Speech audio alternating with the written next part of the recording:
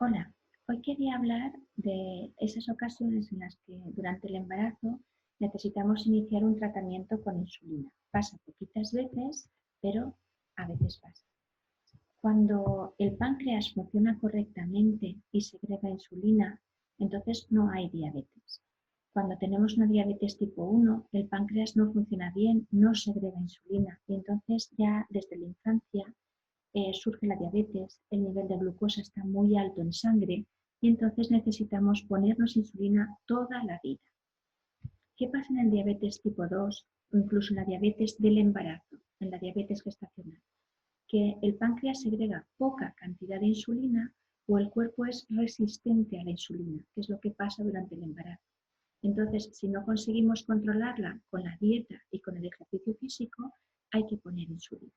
Les vamos a intentar explicar qué consiste la insulina, cuáles son sus acciones, cómo ponérnosla para poder entender un poquito mejor todo el proceso que estamos viviendo. Durante la nutrición, los alimentos entran en la boca, los masticamos y enseguida van al estómago, donde se digieren para transformarlos en sustancias útiles, en nutrientes, sustancias que sí que puede aprovechar nuestro cuerpo. Del estómago pasan directamente al intestino y allí van los vasos sanguíneos y recogen esos nutrientes, por ejemplo la glucosa, que será repartida también por los vasos sanguíneos hasta los músculos donde se utilizará. Pero para que el músculo pueda utilizar la glucosa necesita insulina. La insulina abre la puerta de cada célula muscular, de cada parte del cuerpo donde tiene que utilizarse la glucosa y es segregada por el páncreas. La insulina es una hormona. Su función es la de hormona, producida por el páncreas y descompuesta en forma de proteínas que lo que hacen es distribuir la glucosa en todo nuestro cuerpo. Entonces, tiene tres funciones importantes. Primero, ayudar a que la glucosa entre dentro de las células y pueda ser utilizada para producir la energía que necesita el músculo para moverse, el ojo para ver, el cerebro para pensar. Cuando comemos más cantidad y está alta en la sangre, entonces la insulina la lleva al hígado y la acumula en forma de glucógeno y tiene una pequeña reserva para cuando la necesitemos utilizarla. Si comemos mucho azúcar, entonces lo que hace ya no cabe en la célula, ya no cabe en el hígado, la deposita en forma de grasa, el tejido adiposo, esos michelines, esos kilos que nos sobran de más. Y eso sí que es una reserva energética para cuando hagamos mucho ejercicio, para cuando pasemos hambre, deshacer la grasa y convertirla en glucosa. Pero es importante comer el azúcar suficiente para que le llegue a la célula, que haya un poquito de reserva en el hígado, pero no demasiado para tener mucho tejido adiposo, muchos michelines, muchos kilos de más, porque eso es un poco contraproducente para nuestro organismo. Se ha alterado el equilibrio. Entonces, el equilibrio es cuando el azúcar está entre 90 y 120 miligramos de litro en sangre. Si eso serían los niveles normales del azúcar, un vaso de sanguíneo y las moléculas de glucosa circulando por él. Tiene que ser menor de 90 en ayunas y cuando comemos entre horas entre 90 y 120. ¿Qué pasa si hay poquito azúcar en la sangre? Por ejemplo, menos de 70 sería una hipoglucemia y tendríamos síntomas, nos marearíamos, tendríamos mucha hambre, sudorosos, cansados. Luego lo explicaremos más. O cuando está muy alta, circula mucha cantidad de glucosa, más de 200. En este no tenemos síntomas, pero es perjudicial para el feto porque si se produce en los primeros trimestres, el primer trimestre de embarazo puede producir malformaciones cardíacas y si es al final del embarazo, un feto muy grande, de más de 4 kilos y un parto más complicado.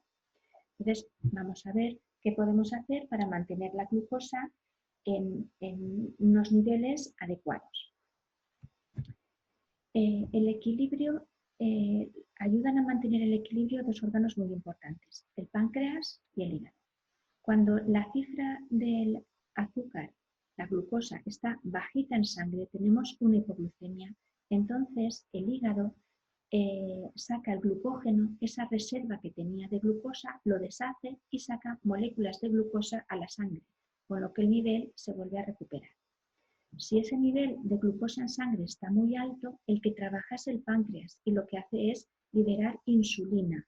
Y la insulina hace que el azúcar se administre, entre dentro de las células o entre dentro del hígado y se normalice en la sangre. Y entre los dos debe haber un equilibrio.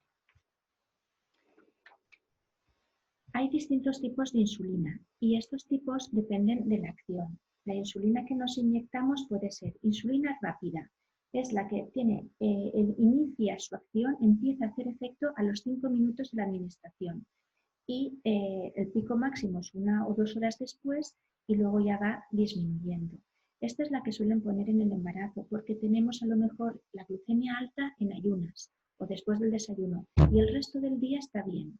O la tenemos alta en la cena. Entonces, como solo está alta una vez al día, nos ponen una insulina rápida que actúa en ese momento y ya está. Cuando tenemos el azúcar alto varias veces a lo largo del día y varios días, entonces ya tiene que pasar a una insulina de acción intermedia que empezaría, su pico de acción sería 1 hora después de la administración y duraría unas 6 horas. Si nos ponemos poquitas dosis, pues 6 horas. Si nos ponemos 25 o 30 unidades, pues esa ya hace efecto 8 o 10 horas, ¿vale? Pero es ya porque los niveles de azúcar están altos durante todo el día, varias comidas. Y si ya es todas las comidas del día y unas cifras altas, pues entonces se administra una insulina de acción prolongada que dura todo el día. No tiene un pico de acción, tiene una meseta. Hay siempre unos niveles estables de insulina en la sangre para ir disminuyendo siempre la glucosa en la sangre. Pero lo que se suele administrar en el caso del embarazo son las insulinas rápidas. Se llaman Lispro, Aspart, ¿vale? La insulina se puede administrar en forma de utilizando una jeringuilla, pero actualmente están en desuso y se utilizan más en forma de pluma. Esta pluma es un dispositivo con una agujita muy pequeñita y que lleva un depósito de 300 unidades de insulina, que nos puede servir para 10 días o para 30, depende de la cantidad de insulina que nos pongamos cada día.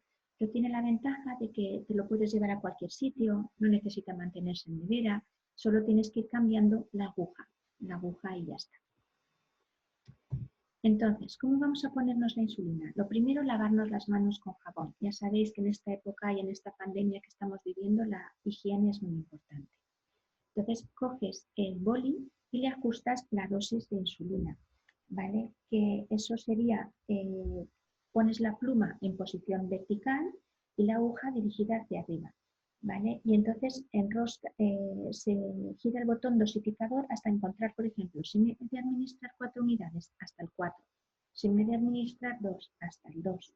Y una vez que he cogido la cantidad que necesita, ya pongo el émbolo, la aguja dirigida hacia arriba, presionando un poquito el émbolo para que salgan las gotitas de insulina y el aire que podía contener y quede completamente purgado. Entonces, si he marcado una dosis demasiado alta de unidades, si giro el botón en sentido inverso, las vuelvo a meter hacia adentro, ¿vale? Y cuando yo esté segura de que he cogido las 4 unidades o las 2 unidades que necesita, es cuando me prepararé para inyectarme. Entonces, la insulina se inyecta por vía subcutánea, quiere decir que se queda prácticamente en la piel, que no necesita llegar al músculo, por eso tiene una aguja muy pequeñita. Y luego veremos cómo se puede introducir con un ángulo de 45 grados o un ángulo de 90, con pellizco de piel o sin pellizco de piel. Pero lo importante es pensar que cuando has puesto la aguja y has apretado el émbolo para que entre toda la insulina, debes esperarte 10 segundos antes de retirar la aguja para que todas las gotitas de insulina entren en tu piel. Luego quitas la aguja y presionas con un algodón limpio sin frotar. El algodón no necesita alcohol porque nos duchamos todos los días y la piel está limpia. Es simplemente sujetarlo un poquito y retirar. ¿De acuerdo? ¿Cómo nos pincharemos? La insulina y la aguja, que mide más o menos unos 8 milímetros, tiene que quedarse por debajo del tejido celular subcutáneo, por debajo de la piel, pero no necesita atravesar el músculo. Entonces podemos ponerla en un ángulo de 45 grados o en un ángulo de 90 grados, que sería completamente perpendicular a la piel. Y si queremos, cogemos un pequeño pellizquito, ¿vale? Pero es importante que el pellizco sea como tocar la piel y subirla un poquito sin presionar, porque si presionamos, levantamos la capa muscular y la subimos muy hacia arriba y entonces inyectaremos la aguja en la capa muscular. No hace falta, solo en la piel, ¿vale? Aquí es importante cambiar las zonas de la administración de la insulina y utilizar siempre el método de las agujas del reloj. Hoy me ficho en el sitio 1, mañana en el 2, luego en el 3, otro en el 4 y voy cambiando. Voy cambiando siempre en este sentido para no equivocarme, ¿vale? Las zonas que absorben la insulina y actúan más rápidamente es primero el abdomen, en segundo lugar en el brazo, en tercero en el muslo y en último lugar las nalgas. En el caso del embarazo se recomienda administrar en el abdomen, en la parte más alta, donde no está el feto, porque se absorbe enseguida y va rotando, ¿vale? Primero pondrías aquí el 1, luego el 2, aquí en el 3, luego en el 4. O también te podrías administrar tú misma en las piernas. El bebé está en una capa mucho más profunda. Hay 5 paredes hasta llegar al feto, o sea que no os preocupéis que una agujita de insulina no le va a llegar ni aun estando delgadas. No le podéis hacer daño con una jeringa de insulina, aunque nos pinchemos en el abdomen. Y sí que es importante ir cambiando, porque si te pinchas siempre en el mismo sitio, al final haces un quiste, una duricia como un callo, y aunque pongas la aguja, pongas la insulina, esa insulina se va a quedar en el callo y no te va a hacer efecto. Entonces es mejor rotar hoy aquí, mañana aquí, miércoles aquí, jueves aquí, y vas dando la vuelta, ¿vale? Siempre rotando en el sentido de las agujas del reloj. ¿Cómo sabremos qué dosis de insulina me tengo que poner? Pues todos los días nos miraremos el azúcar. Por ejemplo, en ayunas tengo 105 el lunes, 97 el martes, 108, 105. Como lo ideal aquí es 90, yo ya he visto que durante 4 días tengo las cifras de glucosa elevadas. Entonces voy a sacar la media de esos 4 días.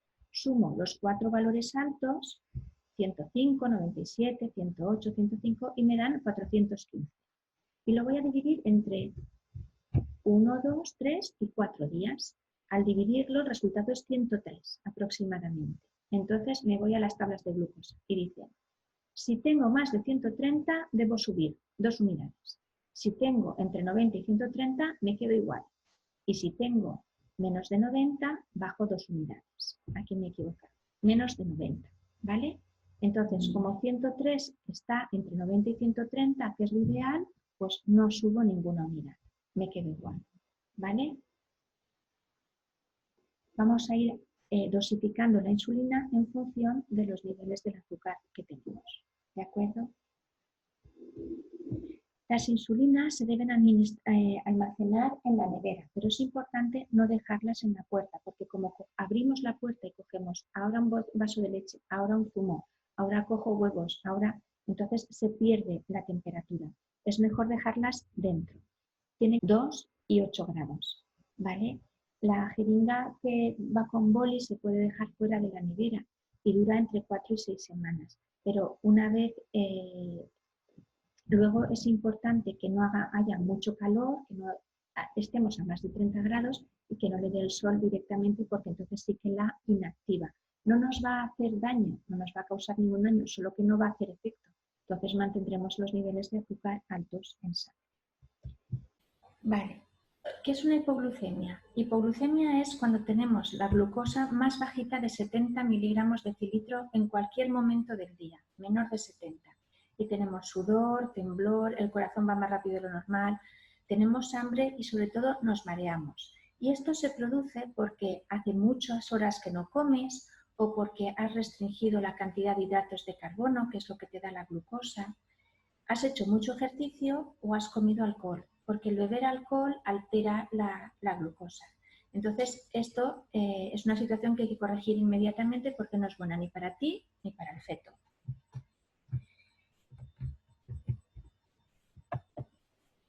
Entonces, ¿qué haremos ante una hipoglucemia? La regla del 15. Si puedes, te miras el azúcar cuando te encuentras mal y si ves que tienes menos de 70, comes 15 gramos de glucosa, lo que sería un terrón de azúcar.